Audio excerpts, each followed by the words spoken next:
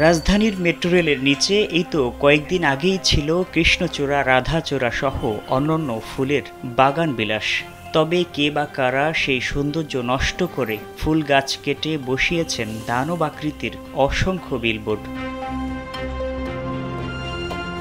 এভাবে সৌন্দর্য নষ্ট করে বিলবোর্ড বসানোর কারণে ক্ষোভ প্রকাশ করেছেন সাধারণ পথচারীরা। যদি রাস্তার মাঝে আরো কিছু সুন্দর গাছ দেয়া যায় বা আরো কিছু সুন্দর গাছ লাগানো যায়, এতে করে মনে হয় পরিবেশটা সুন্দর থাকে, আমাদের দেখতেও অনেক ভালো লাগে। সবার উচিত সবাইকে আরো এটার জন্য আগ্রহ প্রকাশ করা এবং গাছ লাগানোর প্রতি সবাইকে বিশেষ করে উৎসাহিত করা। যদি আপনি ইচ্ছা মতো করেই দিয়ে দিলেন, পোস্টার দিলেন যেখানে সেখানে যা তার নামে, আমি মনে করি ওটা আমার পার্সোনাল প্রেফারেন্স।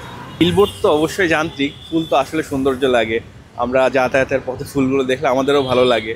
অফিস থেকে যখন বের হয়ে ক্লান্ত হয়ে ফুলগুলো দেখলে খুবই ভালো লাগে। বাট এখন ফুলগুলো নেই, ফুলগুলো রেখে বিলবোর্ডের কাজ করা হচ্ছে। সো আশা করি যদি ফুলগুলো ব্যাক করে আমাদের ভালো লাগবে।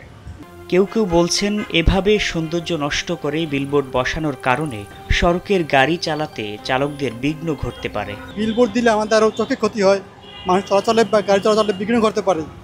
এর পরিবর্তে ফুল লাগানোই ভালো আমাদের। না, এটা কখনো ঠিক হয় না। বিলবোর্ডে তো বসাচ্ছে মানে আপনি একটা প্রতিষ্ঠান দিচ্ছেন, আপনার একটা দেখবে নিজের স্বার্থে, এটা তো আপনি অন্য স্বার্থে দেয়নি।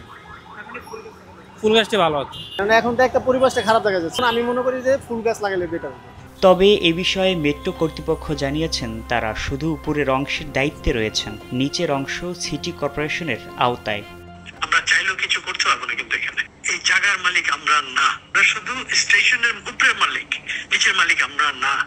আমাদের গাছপালা পর্যন্ত লাগাই দেওয়ার কথা। তবে এ বিষয়ে নগর কর্তৃপক্ষের সঙ্গে কথা বললে তারা জানান, আমাদের আপাতত একটা স্থগিত আছে আর কি। হ্যাঁ, ইনিশিয়েটিভটা নেওয়া হয়েছিল, স্থগিত রয়েছে, কিন্তু আমরা পরবর্তীতে যাচাই বাছাই করে সিদ্ধান্ত নেওয়া হবে আর কি। তকি খান, কালবেলা, ঢাকা।